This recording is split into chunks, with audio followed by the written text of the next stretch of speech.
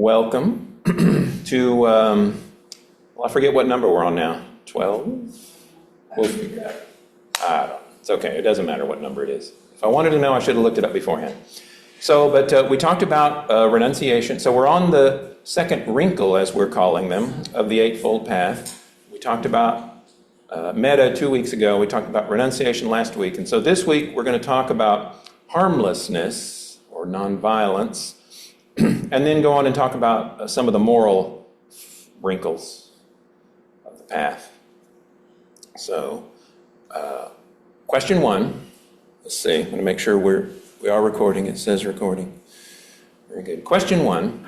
Has everybody been pronouncing? Has everybody been practicing renunciation the Buddhist way? Right? So that instead of feeling all this frustration and self-denial, right, you look for that feeling of freedom and relief.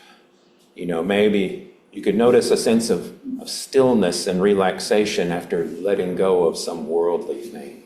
It's a trick, and it takes a minute to get it, you know. But there's this other way of dealing with letting things go. So, but we're not talking about this this week. We're all done with renunciation, sort of, maybe. Except this week is harmlessness or nonviolence. That's more renunciation. I mean, what the second wrinkle of the Eightfold Path says is that you renounce ill will. That's the metta, right? And you renounce in general. We talked about that, and you renounce violence. You renounce harming people, and so you commit yourself to ahimsa, nonviolence. So it's more renunciation. And of course, nonviolence, you know, has a big history in any number of ways, and it certainly has been a big part of Buddhism and many other Indian religions, Hinduism and all that sort of thing. So I want to talk about that a little bit. But back in the Buddhist day, there was this religious group known as the Jains. They were a religious tradition that was in India at the time of the Buddha. And the Dalai Lama has called the Jains the cousins of the Buddhists, right? Because there's a lot of similarities in sort of the general, especially the ethical principles between the Jains and the Buddhists. But the Jains believe in nonviolence, but the Jains went a little different direction, whereas the Buddha is concerned with intention, right? The Jains just said it's your action. It doesn't matter whether you intended to harm anything or not. If you harm a being intentionally or unintentionally, this is a bad karma for you. You know, this is a bad thing. And so the Jains will take great pains to avoid killing any living being, including microscopic ones. And interestingly, even Buddhist monks, a traditional, you know, Buddhist monks can only own just a handful of things, right? They got their robes and a bowl and a few other things, you know. But one of the things that they can have is a water strainer to strain out any, you know, little hard to see bugs that might be in the water, both to save the bug's life and hopefully to make the water safer for them to drink. Although from the modern era, this seems like a challenge, you know, to have some strainer do that much for it. But I don't know what their water was like. So yeah, the Buddhists also have this a pretty strong tradition of nonviolence towards any living thing.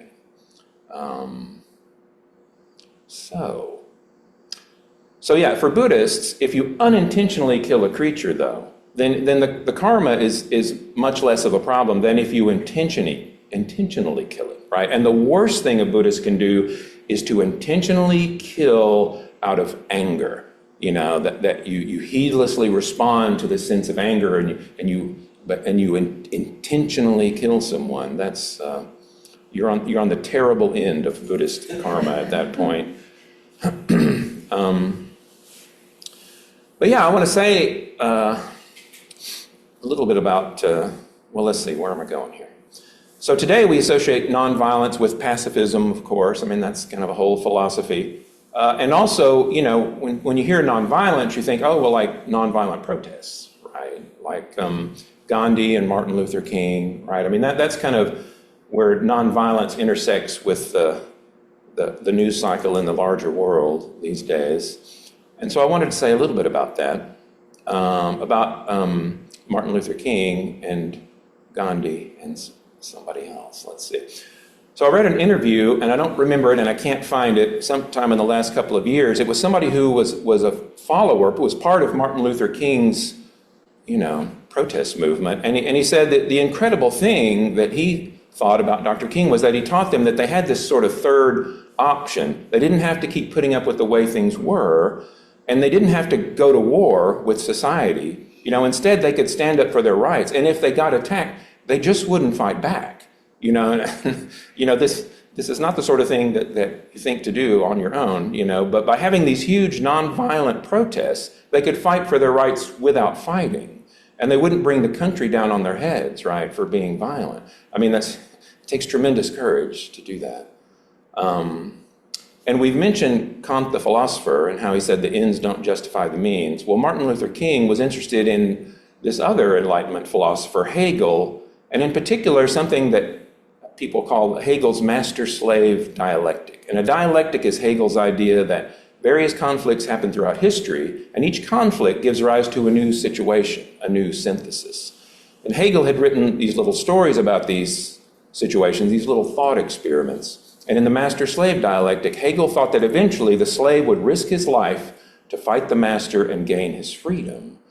Well, King was interested in this philosophical avenue, and his interest was in realizing that the slave didn't actually have to choose between giving up and being a slave, to acquiesce on one hand, or commit violence to gain his freedom. The slave can hold these two moral truths at the same time, that allowing yourself to be a slave is wrong, and that violence is wrong. And King's version of the resolution, of course, is for the slave to peacefully refuse to submit to the master. He won't attack the master, but he won't obey him, and he won't work for him. And so he deprives the master of the benefits of having a slave. So peaceful resistance. Of course, King's main inspiration for how to actually do nonviolent protests was Mahatma Gandhi from India, fighting the British, or convincing the British to leave. I guess that was the point, it's not fighting. And so King even went to India to learn more about Gandhi's methods. And King once called Gandhi the greatest Christian of the modern world. It's very interesting. But of course, Gandhi wasn't a Christian or a Buddhist, he was a Hindu. But ahimsa, nonviolence, runs through the core of both Buddhism and Hinduism. And in King's letter from a Birmingham jail, he said, "We are caught in an inescapable network." I have to pause and make sure I don't cry when I read this, because this is what happens to me when I start reading Martin Luther King's speeches, We're caught in an inescapable network of mutuality, tied in a single garment of destiny. Whatever affects one directly affects all indirectly. How Buddhist does this sound? And so it's no wonder that Dr. King and Thich Nhat Hanh became friends. Thich Nhat Hanh was a Vietnamese Buddhist who created this large volunteer organization to help victims of the Vietnam War and do things like rebuild schools and hospitals. And this was in Vietnam while the war was still going on. So he called his group the Order of Interbeing, we're all part of one another, right? And it's still around. You can apply to join if you like. There are a lot of requirements, so prepare. But Thich Nhat Hanh's group held demonstrations against the war in Vietnam during the war, and you can imagine how that went. Many of his followers in the Order of Interbeing were killed in the war by both sides. And Thich Nhat Hanh wrote a letter to Martin Luther King in 1965 asking him to speak out against the Vietnam War. And King did publicly begin speaking out against the war. And they met a year later, and eventually King nominated Thich Nhat Hanh for a Nobel Peace Prize. And after the war, Thich Nhat Hanh headed the Buddhist peace delegation that went to the Paris Peace Conference to sort out the end of the Vietnam War. Now, Thich Nhat Hanh called his style of Buddhism engaged Buddhism. So if you hear that term, that's where it's from. It has quite the history behind it, given his incredible story. I'll say a few more things about Tay, as his followers call him, Tay or Tai, Tay mostly. It just means teacher. About Thich Nhat Hanh. He was exiled from Vietnam in 1966. When he was over in America, the Vietnamese government decided they'd had enough of this guy. And he couldn't come back. They didn't allow him back in until 2005. Thich Nhat Hanh passed away in 2022. He and some of his followers established the Plum Village Monastery in France. It's the headquarters of his organization. The Order of Interbeing is all over the world. It has thousands of members. And his style of Vietnamese Buddhism, it has its own name now. It's the Plum Village tradition. And there's a monastery in Batesville, Mississippi, the Magnolia Grove Monastery. It's part of the Plum Village tradition. And on Thursday nights, our River Valley Sangha, they follow that tradition as well. And just so you know, you probably heard some Vietnamese Buddhists are having a walk for peace right now from Fort Worth, Texas to Washington, D.C. I think they're somewhere around North Carolina. So that's going on. So yeah, nonviolence is still a very important part of what Buddhism means to the world and, of course, in our personal lives. But I really hadn't intended to do all of this, but we accidentally, this was my Martin Luther King week, sermon, I suppose. I didn't really mean for that to happen, but it did. Nonviolence came up this week.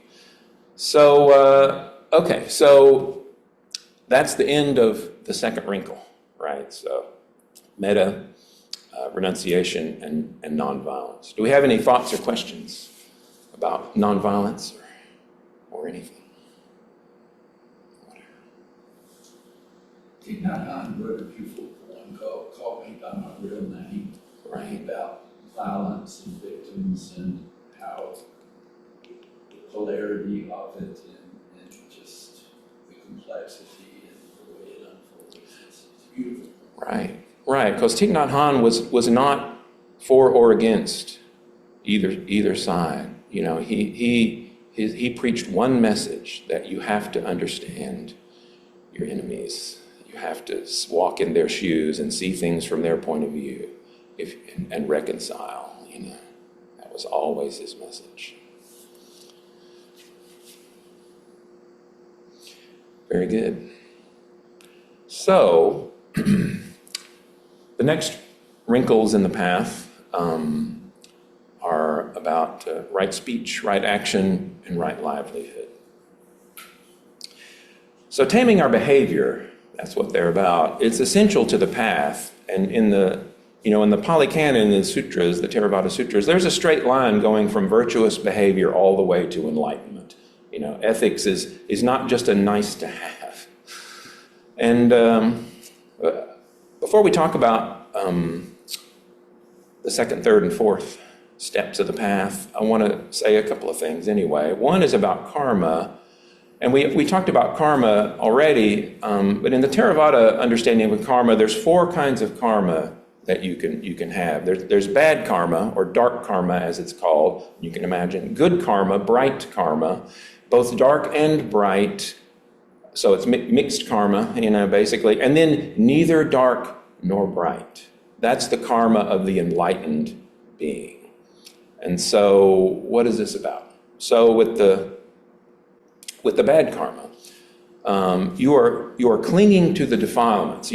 That's the thing is, when you're committing deeds with that wrong sort of karma, you are clinging to greed, hatred, and delusion. You are acting out of those the poisons. And so you can imagine this is criminal behavior. People might pretend to be good in public, but it's a con, right? When you're acting from the poisons, there's no good to it. But most people, that's not most people. Most people are in this sort of mixed karma area. Your actions are generating both light karma and dark karma. And so what's that about? I mean, you're doing things that are morally ambiguous, or you're veering from one side of the road to the other, right? But you're generating both kinds of karma. And, so you say, well, how does that happen? And to me, a lot of times you'll see this there's this sort of amoral sort of person who just kind of does what the people around them are doing, right? If people are behaving right, they'll behave right. If people are behaving wrong, they'll just go along with the flow. And what kills me is I see, a lot of business actions go this way. People will say, well, I'm not doing anything that the other guys aren't doing. And, well, yeah, that's true. But is that really the standard? I was once told at work by a manager, we might lie to our customers, but we shouldn't lie to ourselves. This was the level of, and this is one of those many times where I thought, what am I doing here? I don't work for them anymore, by the way, so it's all good now. But, so yeah, the world operates on this sort of go along and get along kind of thing, where you end up, getting a lot of problematic karma mixed in, and it's because you don't care. You just do whatever it is we're supposed to do. I'll do. You just tell me what to do, right? Anyway. And that's the third, light and bright and dark. Right. So there's bright karma, dark karma, the bright and dark, and so. But bright is good things. Bright is the good. It's the good karma, right? So I didn't make that clear. No, it was clear. From the metaphor. But and then there's the hypocritical sort of mixed karma, right? People who aren't nearly as good as they pretend to be, right? This is another way people do mixed karma. They want to look like the bright people. But then, there is this sort of thing that's really a step up from that, but I call it legalistic goodness, and these are people who are sort of obsessed with the rules, and they're certainly a step up from just amoral, right? Because they actually have a moral code that they're committed to, but they haven't internalized their morality, right? And so they police themselves with a list of rules, and there's a lot of people in the world who, this is how they're working with morality, at their current stage or whatever. And those kind of people, they're often fighting a hard fight. They're struggling to stay moral because it doesn't come naturally to them. But they're on the right path, right? It's just, this is very difficult sometimes. And of course, mixed karma can also be just because you're getting that pressure from both sides, right? You're negotiating with yourself. Trying to maximize your selfishness without breaking too many rules, right? I think a lot of people end up in that kind of, it's one of those where you have the angel on one shoulder and the devil on the other shoulder. So yeah, there's a lot of us are in this sort of mixed realm. But, and then there's the bright karma. And so as you move into bright karma, goodness starts to come more easily because your personality is centered on virtue.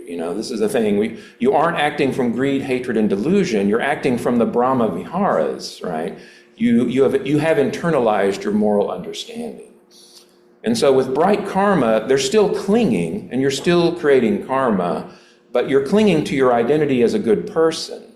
Any kind of clinging creates some friction, but with bright karma, you're in a much better place than you are with dark karma, where you're doing things that are wrong. When you act with bright karma, you are showing your commitment to goodness. You're not having to struggle with that angel on the one shoulder and the devil on the other. And once you can consistently act with bright karma, you're kind of getting out of the woods, right? This is a good sign.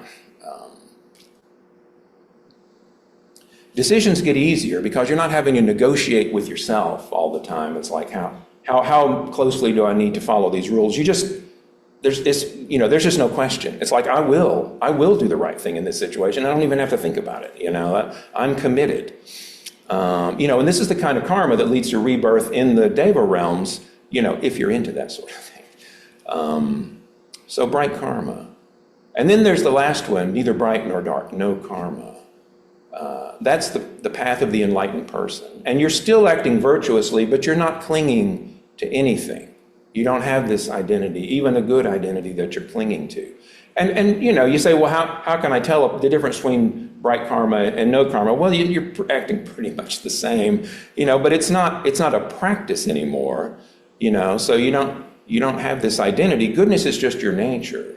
You're pure. You've purified, or you are in the process of finishing, purifying your mind. You're spontaneously good. Oh, no, I said this is no karma. So you have purified your mind. I forgot what stage I was talking about. You're pure. You're spontaneously good, and you tread lightly in the world. That's the kind of phrase that gets used for this state, neither bright nor dark. And because you're not clinging, see, karma doesn't stick to you. And so you're like the open sky, right? This is the metaphor. Clouds pass through and leave no trace. You are not stirring things up in the world anymore at this stage of karma. So I don't know if you needed another thing about karma, but it's good to keep talking about it. Every few weeks we got to bring up the important stuff. So, so the other thing I wanted to mention is I've mentioned the guardians of the world. Right? What time is it? I have so much material, and I'm never sure how much of it to try and dig into. We might come back. We might come back to a few things. But so the guardians of the world, and I mentioned, does anybody remember what the guardians of the world are? No. See, we got to hit it 10 more times before we're done. The guardians of the world. So these are called, the Pali names are Hiri and Ottappa. But it's ethical intuition, that's the Hiri part. This is sometimes translated as conscience. Right? This is just kind of the feeling of morality. When your conscience bothers you, it's not a logical thing. You just feel like I'm not doing something right here. And the other, Ottappa, that's like moral logic. It's sometimes called prudence. It's being able to predict the consequences of your actions, to see the logical moral outcome of the actions that you or someone else are taking. And the idea behind these two approaches, at least to me, is that you need to involve all the parts of your brain. The logical part, the intuitive part, they all have to come together for you to really grasp morality and to make it a part of your nature. These two parts of your mind, they train one another up. This is my thing. This is sort of my own teaching about this, I think. But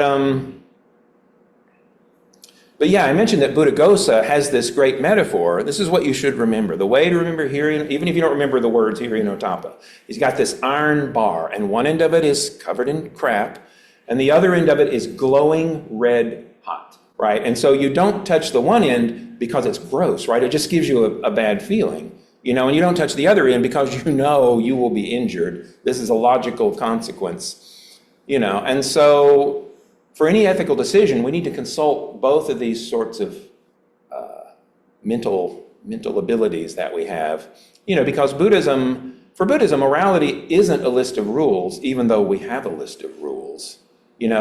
Buddhism arises when the mind is free of selfish thoughts and delusions. Moral behavior naturally arises. That's what we're really shooting for. And so how do these work? Your ethical intuition, that feeling, it can discipline your moral logic, your rational thinking, so that you don't end up talking yourself into something that the heart knows you'll regret, right? Because logic, left to its own devices, that's how people start thinking things like, well, the end justifies the means, because, if you just go pure logic, you want to achieve this perfect, orderly world. And that turns people into monsters, right? When they keep going after perfection in the moral world, it's like, I don't care what it takes. It's going to be this way. But likewise, your moral logic disciplines your ethical intuition, right? Because you see how things really play out in the world. Seeing the real consequences of people's actions can keep you from falling into the old prejudices that you pick up as a child, right? Because the untrained intuition, it's very easy for it to say, well, this group of people, they're just bad. And everybody's always known it, right? There's no question. I was taught it, and I see it. It's true. They're obviously terrible people, but then your logical, your moral logic, can look at them and say, what I see is these are people that maybe they're in a difficult situation, but they're doing the best they can with what they have. That my intuition was wrong, and so I need to correct it. So moral logic can knock a hole in those ideas that you've always thought were true, right? But you only thought they were true because you never really thought about them. So anyway, that's my sermon. Thank you very much for listening. So, any thoughts so far before we talk about right speech? I don't understand how they said it. You said only moral people can be free. Oh, that was on the page. Yes. You know what? I actually removed that. because even though I believe it to be true, it didn't quite fit in that section. But yeah, this is how I think about it. Only moral people can be free. Because Free from within. right, well, I mean, really free in a lot of ways, because if you are naturally moral, if your instincts and your impulses are towards moral actions, you can do whatever you want, because what you want is moral. The more spontaneous you are, the more the world will love you for it. Moral people are the only people who are truly free in the world. That's the meaning behind You that. shouldn't have left that out. That's What's what that? Well, maybe I'll put it back in with explanation. Yeah. My teacher says that you can't be enlightened with a guilty conscience. That's what it is. That's right. That's right. No, you are ethically pure when you are at that level of enlightenment. You are like the driven snow. But but that's the thing, and people are like, well, that's impossible. But yeah, you don't just pretend to be that way.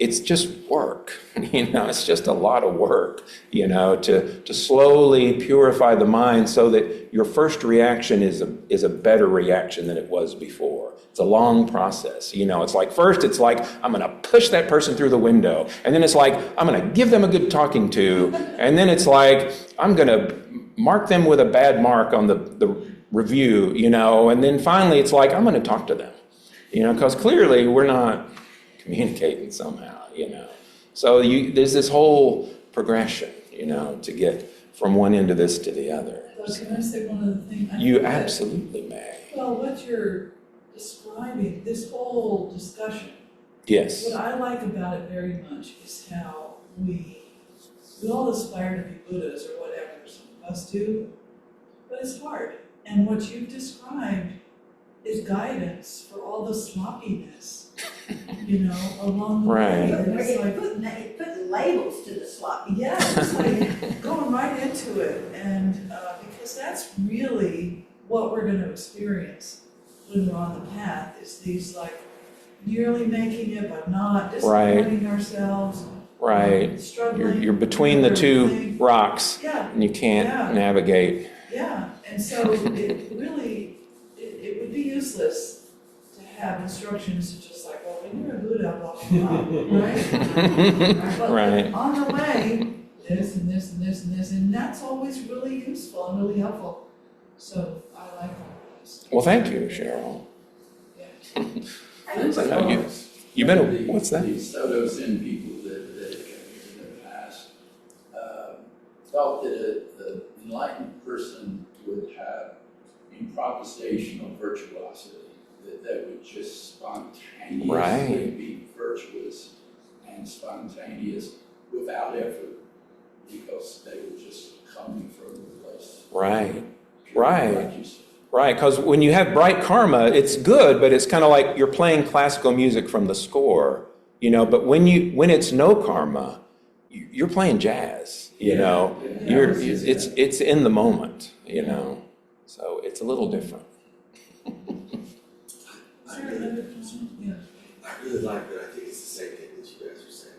I really like that it's at least the way you're presenting it is very iterative. Not I have to wake up tomorrow and be perfect. Right. Yes. This If is only. a little better. And so to your point, it's not just that it's iterative. It's okay, you've made it to this level. Now here are the next steps. Right. And now here are the next steps. Right. I mean, from the Buddhist point of view, we spend lifetimes doing this. Right. You spend a lifetime this is one of those crazy sounding things from the Pali Canon, but it's like everybody's, from the Theravada point of view, you've lived millions of lives. It's ridiculous, but it's like everybody's been a criminal. And what the saying is, you've been beheaded so many times for being a criminal that the blood that is spilled would fill the 4 oceans. Isn't that outrageous? And there's another one like that. The tears you have cried wandering through this world would fill the 4 oceans.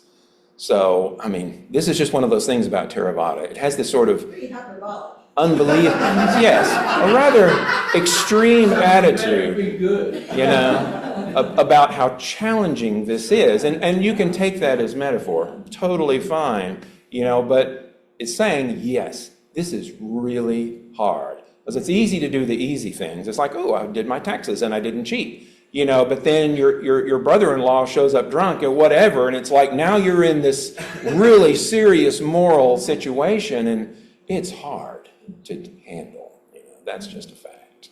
You know. So they're not afraid of the hardness. They're not afraid of the hardness. They're just looking it right in the face. Right. And telling you how to work with it. So Right. it's like, That's really right. good. You will try and you will fail and you will try again, but every step you take, you are a little bit purer. You know, the more understanding you have, the more willpower you have, you know, as you get a hold of your defilements and you realize how badly they're tricking you and they're keeping you, you know, down, you know, you will come to understand and be able to let go.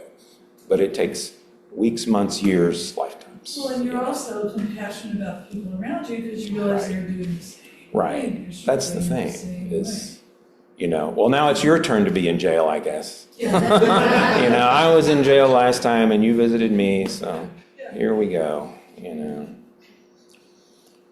So, yeah, very good. So, right speech. You should use right speech. This is the Buddha's recommendation. So what's that about? Right. So, the standard spiel for right speech is there's 4 ways you practice. You abstain from false speech. You abstain from slanderous speech, right? You abstain from harsh speech, if that's its only purpose. And you abstain from idle chatter. So, false speech, obviously. Slanderous. So, but you know, what's saying is that's different from false. Maybe what you're saying is true, but you're using it to tear someone down. So it's not right speech. And then just harsh speech, just to be vindictive, you know, to attack people. So even if what you're saying is true, it can still be harsh speech and inappropriate. But yeah, and then idle chatter, you know, this obviously, you know, the Buddha is always talking to monks. And idle chatter is a problem everywhere, but especially in the monastery because there is nothing else going on. You know, I mean, they have no distractions. Complaining about each other is all they've got. So it's a big problem. There's a lot of sutras about idle chatter. But then there's another sutra where the Buddha gives some pretty specific ways of thinking about right speech and when to speak and what to say. And I could go through the Pali verses, but I have a summary, and we'll start with that. You can always look this up. Maybe I'll send out some links, you know, if you want to see where this came from. But basically, there's kind of 3 main criteria when you're speaking. Is it true or false? Obviously, and by that he has this subtlety. Is it factually true? And did you say it in a way that conveys the truth, right? Because you can say facts and slant them how you wish and misdirect people. So, you know, is it true and true properly said? So that's all in true or false. And then is it harmful or beneficial, you know, for the people who are hearing you? And then the third thing, will they like it or dislike it? And that plays into this in the following way. So he has 6 different, don't have enough fingers. He has 6 different situations. One is what you want to say, so you think about what you're going to say. Is it false, harmful, and disliked? This is not a difficult one, you know, because this is trolling, right? This is our modern name for it. It's just something terrible and scary and untrue that you say just to freak people out, right? So this is obviously not a good thing. You may think of other things besides trolling, but that's what came to mind immediately.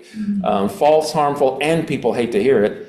So the next one, it's true, but it's harmful and it's disliked. People don't want to hear it, right? And so there's a lot of, you know, you can come up with all kinds of these, but one is if you have private information about somebody, right? It's true, but they don't want you to tell it, and it's going to harm the social group if other people hear it, right?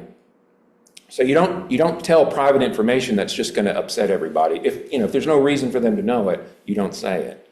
So the next one is true. Why don't I have my examples in here? I've totally gotten all weird.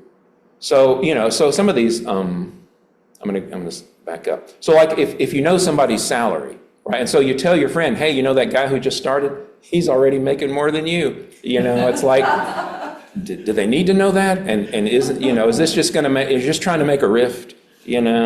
So okay, so we did 1, trolling. 2, things like private information. It's true, but it's just bad all around to say it. So the third one, it's true and it's beneficial, but people don't want to hear it, right? And there's an obvious one here, and that's telling people who need to know that they're wrong that they are wrong. This is a difficult thing to do. And so what the Buddha says is you need to pick the right time, and you need to choose your words carefully to convey what you're saying so that they will be able to hear it, right? So you can tell people that they're wrong, but you have to do it in such a way that it will actually help them and not just make them mad and they'll double down, right? This is what happens when you tell it the wrong way or at the wrong time. So true, beneficial, and disliked. That's the third one. So the fourth one, it's false. So we already know where we're going here.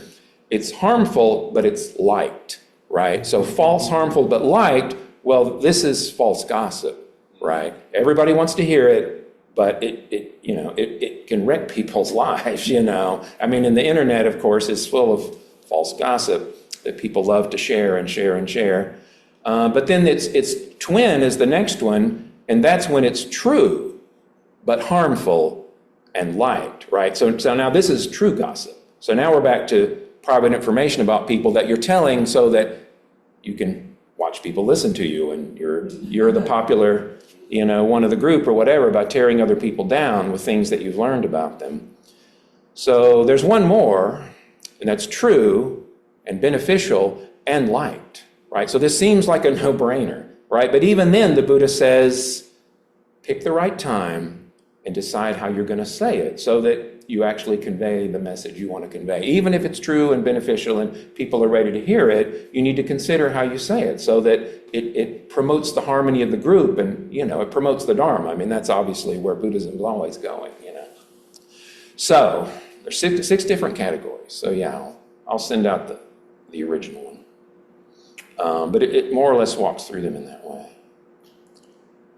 So yeah, and one note about idle chatter, and this is something that's always struck me. The things that everybody knows, that people just talk about it, and it's not like they read it somewhere, just everybody knows.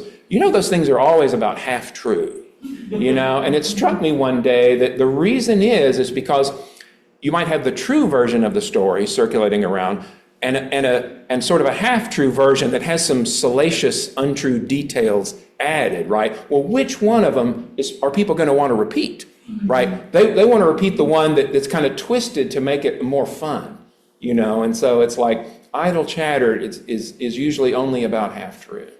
This is I just thought I wanted to share that with you, Something I've always thought.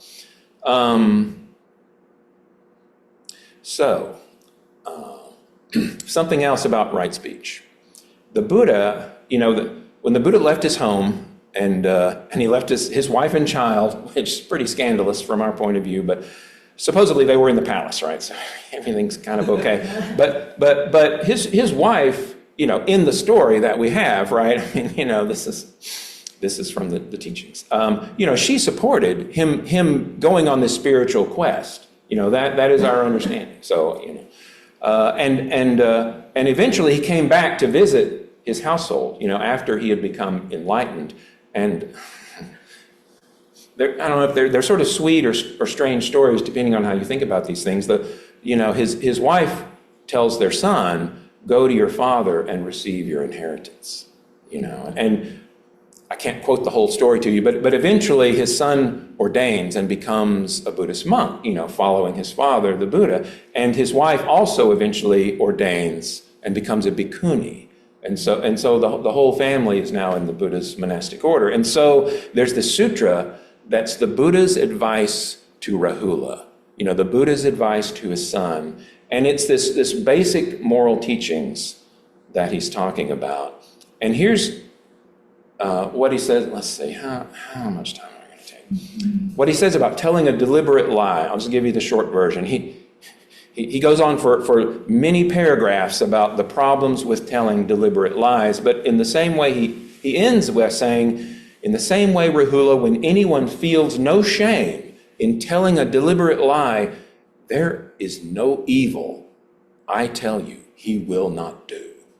So telling a deliberate lie is sort of the worst thing you can do for your moral, or it's an indication that you are the worst sort of person, to tell a deliberate lie and feel no shame in doing so. This is a sign of a black heart, and I will mention no names about what I think that might apply to.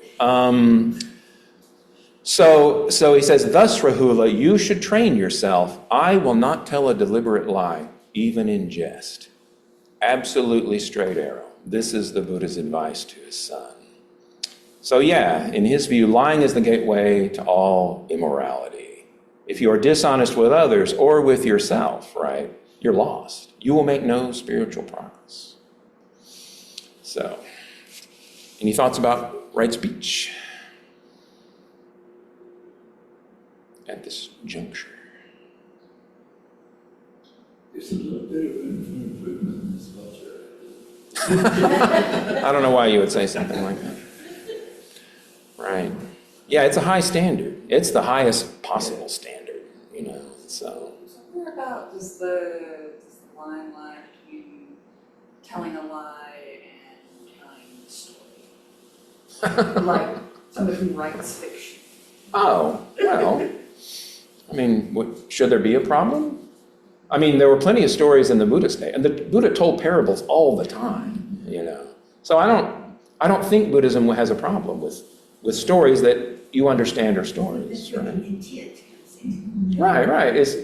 Because, and really the Jataka tales, there's all these tales of the Buddha in past lives, and some of them are really bizarre, but in a lot of them, he's reborn as an animal, right? And he ends up helping the other animals get out of the forest or escape whatever, and so there's all these really sweet stories that whether you think they're true or false, they're stories, they function as literature, and sort of morality tales, things you can tell your kids, or whatever, all these interesting moral tales. People understand that you're not telling the truth when you tell the truth. They understand that you're not. Right, you're not committing fraud. They do know. Unless you're presenting it as your memoir. Well, here's another problem, right, that is a bit That would be topical, different. so. That would be, but if you're presenting it as just. The other thing about all of these is that they require you to be paying attention to what you're doing. Right? Right, So the worst thing you can do is just be mindless. right. Blah, blah, blah. Just your mouth opens and words come out Things and come out, you don't know what it is. you're on What it makes autopilot. me think of is, and it sounds benign, but people ask you, how are you doing? Very rarely are we. Right, all these sort of social, they don't really want to know, right? That's the third criteria, whether they really want to. Right, so, true and beneficial or not, but disliked, I suppose, sometimes, if they're in a hurry. So, oh, that's great, see, yeah. Right, so that's the thing, the social world kind of operates in this kind of gray speech area, right? But in a sense, asking how you're doing is not really asking how you're doing, it's saying, I recognize you. And saying, oh, it's all right, that's returning their recognition, right? To me, it's not really about information transfer at that point. You're just acknowledging the other person. It's kind of like when, if you walk in a room, you say hi to the people. You don't just walk on through, or whatever. So to me, it's kind of like that. Every once in a while, I will say, no, great. Right. Depending on who it is. If it's somebody you can actually communicate with, it's like, been better. Yeah. fact, when it's somebody you're close to, it's a lie to say you're fine. It's Well, not right, okay because to say they- you're fine. Right, because they're like, They have a Right. connection. It's not just an acknowledgement. That's right. There's a little bit of hope that even in a casual interaction with, a random person at Subway or whatever, that if you say, well, I'm having a day, not exactly Right. fine, Right, you that they can would keep be it just short. a little softer. Right. That's right. It's been one of those days. Yeah. All right, well, you can go first. Go ahead and get your coffee, man. It's fine. You're right. You're absolutely right. Yeah. So you can communicate the minimum there, even in the One of the things that the discussion seems that I've got is just reflection on how complex speech is and the morality of everything that comes out That's of our right. mouth that we That's probably right. don't give near enough attention to, or I don't. That's right. Well, there's that old saying, right? The tongue is the one tool that we never master. It's just always getting away from us. So you are right. So, all right. Right action. We're clearly going to cover right livelihood probably next time, but that's okay. We still have a number of classes. We'll see if we can avoid piling things all up at the end, but that's okay. Right action. So we observe right action. Here's the traditional formula that you would find in like Bhikkhu Bodhi's book, right? It's a traditional guy. And it's in his book because that's where I got this list. One is abstaining from taking life, and abstaining from stealing, and abstaining from sexual misconduct. Those are the three things that are traditionally included in right action. And of course, those are also precepts, right? Just your basic 5 rules for daily life. And so abstaining from taking life. And the literal meaning from the Theravada is it's a word that has to do with breath. And so don't stop the breath of a living thing. So it's any creature, that's one, and it's and it's killing. So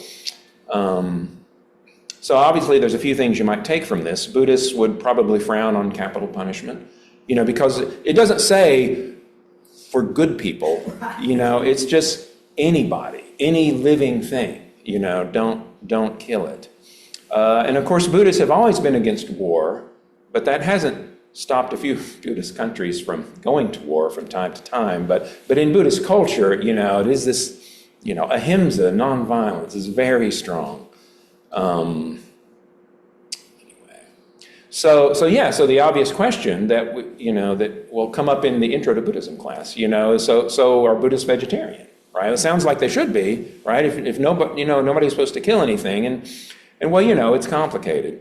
I mean, one thing to keep in mind is that the Buddhist teachings are geared towards monks, and the monastic situation in Theravada Buddhism, although it wasn't called that at the time, 2,500 years ago, is that these monks, they did not grow their own food, right? They would go to the nearby village to collect their food for the day. They would walk up to the door and just silently hold their bowl.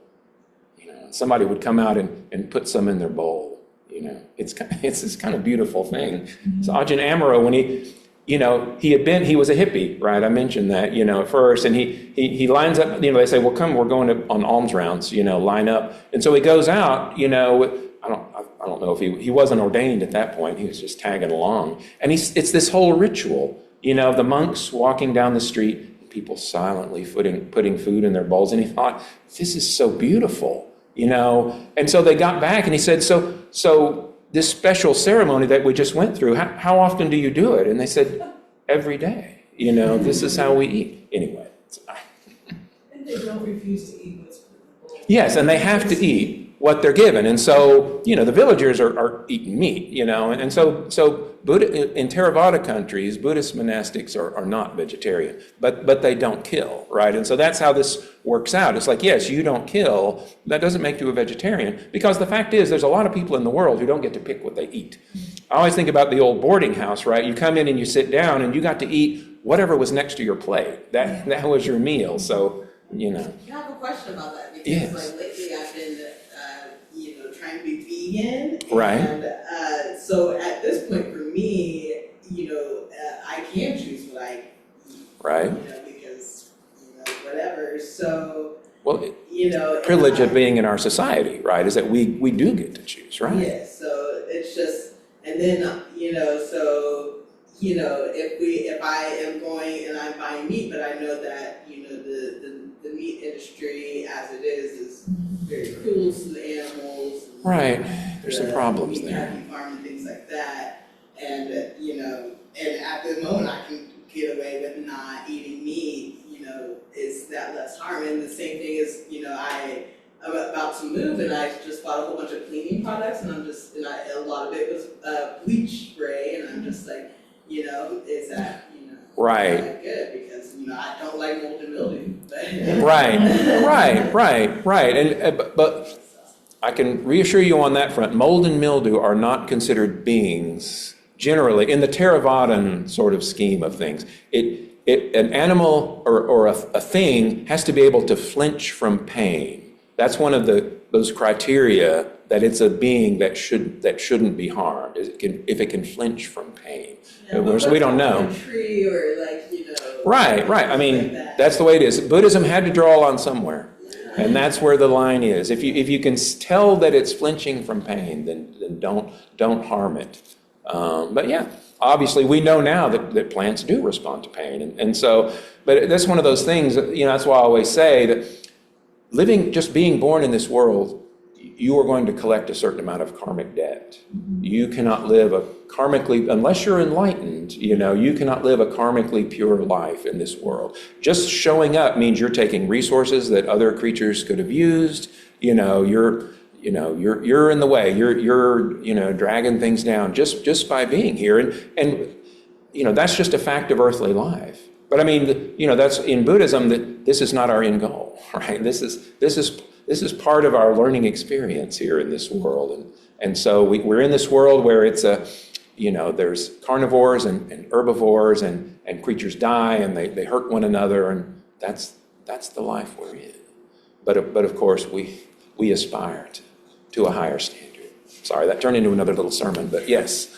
Right, there's no right answer to a lot of these questions. It's like, you know, we have mice in the building. Well, what do? Well, we're trying to catch them, but I mean, if it gets to be too bad, we'll have to put out bait. You know, we can't have, you know, rodents in the shrine. You know, it's not like, you know, Ajahn Sumero, you know, do what? That's right. You could get some of them. Right. Well, yeah, you're passing down the karmic chain. Well, you're already a cat. Can't you just do this too? You're already a cat, right? Sorry. But no, Ajahn Sumedho, he was sitting in his little kuti, his little hut, out in the forest of northern Thailand when Ajahn Amaro first found him, his famous student. You know, and Ajahn Sumedho was sitting there in the cabin. There's all this beehive on the ceiling in one corner of the room, and you know, he's just sitting there. It's like, they don't bother me. So, you know, and so if you're a monk living in the forest, you know, maybe you can make more accommodations than we can where there's like laws about, you know, keeping your commercial building at a proper level of maintenance or whatever. So, yeah, there's no right answer to a lot of these questions. Also, I just want to emphasize that a monk is a particular practice. That's right. Being an ordained person. That's right. And so that means you put yourself in the world and you just accept what the world gives you. Right. And that's not You are not to resist. We're householder yogis. Right. And so when we have choices to do the wrong thing, we should use them. You know, absolutely. Right. But we, you know, Whatever our situation is we are living in the world and in human society, so we have to accept the moral compromises that our society basically requires of us. You know, because if you do things the way you should do it, you're really not in society anymore. You're living as a monk, but just sort of pretending to be a householder, you know, or whatever. You know, you have to commit, right? There's a fourfold sangha, right? Monks and nuns and lay men and lay women. And as lay men and lay women, the Buddha understood we're living in the world. We're going to buy and sell, and we're going to drive a hard bargain, and you know, we have to slaughter our cows because we, you know, whatever, we need to sell them, you know, and so that's the way it is. I think also the other thing is we have to avoid judging each other. Like, if you're going to choose to be a vegan, or if you're going to choose, don't decide what anybody else will do. Right. That's like a personal choice, very important. Right. Yeah, that was one of the many speeches I had for this topic that I cut, was people who are holier than thou. It's very tiresome. Very Buddhist. And do what now? There's a lot of Buddhists. Yes, there's a lot of Buddhists who they want to show you how moral they are by criticizing every aspect of your life. But Just the karma. Right. right, the displeasing to hear, it's true, and maybe it's beneficial, but it's very displeasing to hear. So please think about when you're telling me these things. So, all right. So yeah, monks had to eat what they were given. So vegetarianism has always been this ambiguous thing, because the Buddha was not trying to reform all of society. I mean, he wanted people to be moral, for sure, but his sort of laboratory where you could really practice his teachings completely correctly, it was in the monastery. And so it was understood that householders are living a different sort of life, and he never said no one should eat meat. That was, he didn't say it. He understood because, in a lot of, if you're poor enough, you don't get to decide. If there's some meat, you must eat it to stay alive, So it's very different. So is there a path to being a Buddha as a lay person? Well, there is now, because that's what so many of us are doing, right? We want to be as Buddhist as we can while owning a house and having a job. And so the path that we are following wasn't really laid out in the Pali Canon. There were a lot of virtuous householders, but they were basically living as monks in their house. They weren't married or whatever. They weren't living the life that we live, And then usually once they got fully enlightened, they left and joined the monastic community or whatever. But there really wasn't an example of what we do. I think in the countries of origin, like Asian countries or wherever Buddhism was the practice, a lot of times people would have a family, and then when they retire, the children leave home. Right. They go to a monastery. It's a stage of life. Yeah. Or the end of their life is spent trying to do That you retire from your worldly duties Right. and pursue your spiritual practice. But Right. your practice, we need more people, right? We need future generations, and so Right. raising the children of the future was a practice too, and we're doing good things. But here in the West, we're kind of inventing this new kind of Buddhism, Right. because we study way more than the householders do. Right. But you have to realize that we're not doing anything special. Like when Buddhism got to China, the Chinese people were like, you think you're going to go around in the village and beg for food? They will run you out of town with rakes and pikes. That will never work. And so, monastic communities in China, they grow their own food. And so that's where they'll be like the monk who's the cook, and the monk who's the barber, and the monk who's the woodworker. They do everything themselves. They're a little self-sustaining community. That's how it's always worked in China, from way back. And then in Japan, the idea that you wouldn't marry was absurd. And so Japanese priests, they marry. So it adapts to the culture. And so this is just one more turn of the wheel here, We'll figure out how to be Buddhist in our Western way. So. If there aren't a list of the 14 rules that he followed, it's more abstract than that, so he can adapt. Right. And the Buddha said, he had all of these rules called in the Vinaya, right? The rules for monastic conduct, and he said, he said any of the minor rules you can change. He didn't specify what the minor rules were, but he said, it needs to adapt. Whatever Buddhist society you're doing, whether it's the monks and nuns or the lay people, it has to be able to adapt, and so we will adapt. I think where a lot of that adaptability is written in is just this basic idea of doing as little harm as possible, including to Right. yourself. Right. To not disturb vegetarianism back up, but it's something I've had to think about because apparently there is an enzyme in your body that is necessary to take iron from plant sources. And Right. I do not have it. Right, right. So if I chose to do less harm to animals by being a vegan, I would do more harm to myself. Right, right. I mean, this is the dilemma of the world, So right? it's, the tools are already there, the guidelines are already flexible to fit as much as best as you are able.